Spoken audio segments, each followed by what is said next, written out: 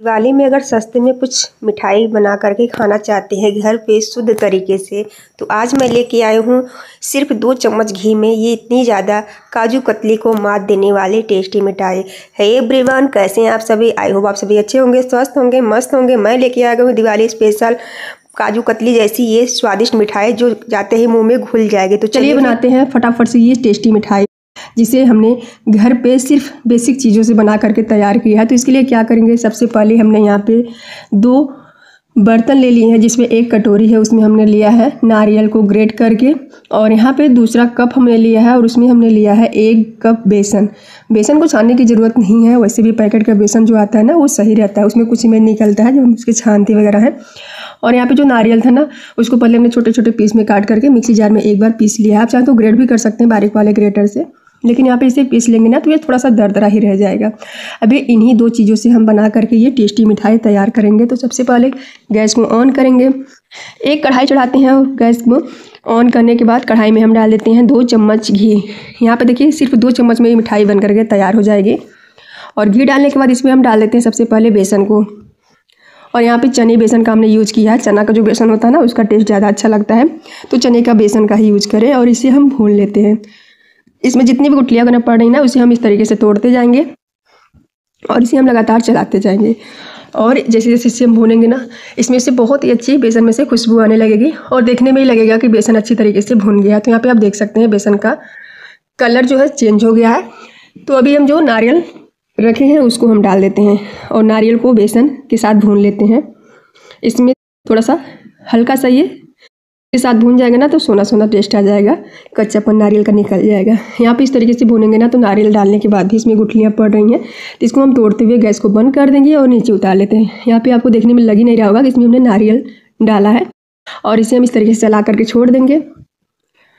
अभी दूसरी कढ़ाई चढ़ाते हैं जिसमें हमने पहले से दूध को रख दिया था बॉयल करने के लिए, और दूध को हमने लगभग 1.5 लीटर दूध यहाँ पे लिया था और एकदम वो आधा लीटर की क्वांटिटी में आ गया है। दूध जो है एकदम से गाढ़ा हो गया है, यहाँ पे आप देख सकते हैं।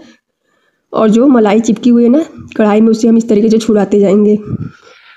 तो जब पहले से हम दूध को इस तरीके से जला लेंगे ना तो बिल्कुल भी समय नहीं लगेगा। आप कोई भी काम करते रहिए, दूध को जलने के लिए रख दीजिए। इसी तरीके से हमने भी किया था। और यहाँ पे दूध की क्वांटिटी आप देख सकते हैं एकदम भी आधा लीटर के करीब हो गया है। और क्या करेंगे, अब इसमें हम डालेंगे चीनी। यहाँ पे मीठा अपने अकॉर्डिंग आप कर सकते हैं। तो यहाँ पे हमने लगभग 2 बड़े चम्मच चीनी लिए हैं और उसे हम डाल देते हैं, यानी कि आधी कटोरी। और चीनी को इस तरीके से चलाते हुए हम पहले मेल्ट कर लेंगे। यहाँ पे चीनी जब घुल जाएगी ना तो मलाई को पहले एक बार और भी हम छुड़ा लेंगे। और अभी इसमें जो हम बेसन वगैरह भून के रखे हैं उसे हम डाल देते हैं। यहाँ पे पूरे को एक ही बार हम डाल देंगे। और यहाँ पे देखिए काफ़ी इसमें बबल्स आने लगे हैं, बॉयल करने लगा है जैसे हमने बेसन डाला। और इसे इस तरीके से लगातार हमें चलानी है, हाथ को बिल्कुल भी नहीं रोकना है क्योंकि ये भी थिक हो जाएगी। और यहाँ पे जब इसे हम चलाएंगे ना तो यहाँ पे आप देख सकते हैं थिक होने लगी है। तो इसे जितना भी मलाई वगैरह था ना, जितना भी मावा जम रहा था वो सभी बेसन और नारियल बुरादे में मिक्स हो गया है। तो इसलिए इसे लगातार चलाएंगे ताकि इसमें गुठलियाँ ना पड़े। और इसे कढ़ाई में छुड़ाते भी जाएंगे क्योंकि ये चिपकने भी लगती है बहुत जल्दी। और यहाँ पे इस तरीके से छुड़ाते छुड़ाते यहाँ पे आप देख सकते हैं एकदम दानेदार की तरह ये जो डो है ना एकदम से ठीक हो गया है। जितना भी इसमें मॉइस्चर था सूख गया है। तो इसमें 1 चम्मच और भी हम घी डाल देंगे और फिर इसे घी को मिक्स कर लेते हैं। इससे इसका फ्लेवर बहुत ही अच्छा आता है। तो यहाँ पे 2 से 3 चम्मच हमने घी का यूज़ किया था। फिर इसे हम इस तरीके से चला लेंगे और जैसे जैसे इसे हम चलाएंगे ना ये डो के फॉर्म में हो जाएगा। यहाँ पे आप देख सकते हैं डो की तरह हो गया है। तो गैस को हम बंद कर देंगे। कढ़ाई को अभी हम नीचे उतार लेते हैं हल्का सा इसे ठंडा करने के बाद। यहाँ पे देखिए हल्का सा ये शीत गर्म है, बाकी ये ठंडा हो गया एकदम डो की तरह हो गया। तो अभी हम लेते हैं कोई भी इस तरीके का पॉलीथीन जिसमें कपड़े वगैरह आते हैं वही लेते हैं, या तो आप यहाँ पे बटर पेपर ले सकते हैं। और इसी के ऊपर इस डो को हम डालते हैं, इस मिश्रण को, और जो पलटे में लगा हुआ ना उसे हम निकाल लेंगे।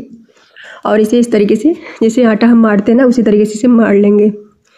इसमें जितनी भी गुठलियाँ वगैरह रहेंगी ना वो सभी मिक्स हो जाएंगी, एकदम ये सही से हो जाएगा। यहाँ पे देखिए इस तरीके से हम इसे मसल लेते हैं। और मसलने के बाद यहाँ पे आप इसे देख सकते हैं एकदम जैसे हम आटा वगैरह गूँथते हैं ना सेम उसी तरीके से हो गया है। और इसे इस तरीके से मसलना बहुत ज़रूरी है ताकि ये एकदम से काजू कतली की तरह बने। जब हम काजू कतली वगैरह बनाते हैं ना तब भी इसी तरीके से मारते हैं। और इस तरीके की पॉलीथीन रहेगी ना तो बहुत ही ईजिली से हो जाता है, बिल्कुल भी हाथ में नहीं चिपकता है। और जब इसे इस तरीके से हमने बराबर कर लिया, अब इसको हाथ से इतना बड़ा हम पहले कर लेंगे और अभी इसको हम बड़ा बना करके तैयार करेंगे। यहाँ पे हाथ से थोड़ा सा और बड़ा करेंगे। अभी हम लेते हैं बेलन और रोटी की तरह से बड़ी हम रोटी बना करके तैयार कर लेते हैं, लेकिन मोटी रहेगी, एकदम पतली नहीं करनी है। यहाँ पे देखिए हल्के हल्के हाथ से हमें बेलन चलानी है, बहुत तेज चलाएंगे ना तो फटने लगेगी। तो यहाँ पे किनारे पे कभी बीच में हम इस तरीके से बेलन को घुमाते जाएंगे और बराबर जैसे काजू कतली को हम जितने मोटे में हम फैलाते हैं ना उतने ही से हम फैला करके छोड़ देंगे।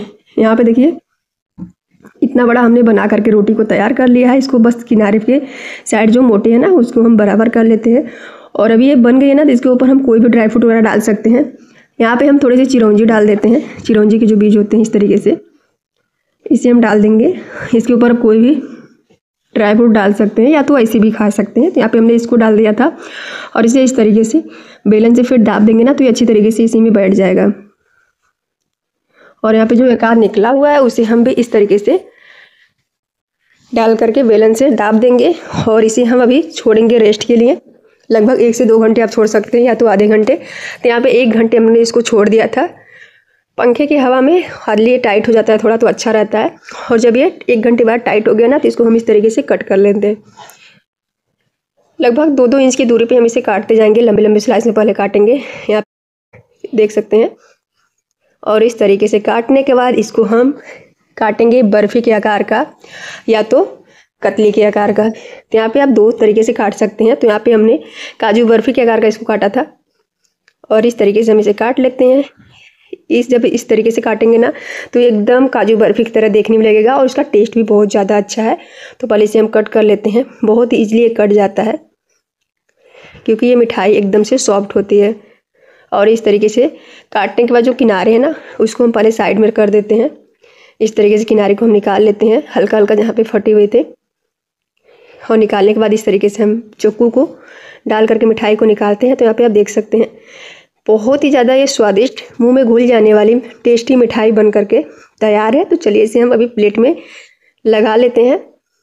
और यहाँ पे आप देख सकते हैं जितनी मोटी काजू कतली रहती है ना सेम उसी तरीके से हमने इसको बना करके तैयार किया है। एकदम इसकी लंबाई और जो मोटा है ना वो भी इतने ही काजू कतली की तरह हमने बना करके तैयार किया है। यहाँ पे इसे काजू कतली की तरह हम प्लेट में सजा देते हैं और देख करके लग ही रहा होगा कि कितना ज़्यादा ये स्वादिष्ट बना है। तो इस दिवाली पे आप मार्केट से लाने से अच्छा सस्ते में घर पे बनाइए, बहुत ही स्वादिष्ट और लाजवाब मिठाई सस्ते में। यहाँ पे देखिए हमने बना करके प्लेट भर तैयार कर लिया है। तो आई होप वीडियो पसंद आई हो तो चैनल को लाइक शेयर सब्सक्राइब जरूर।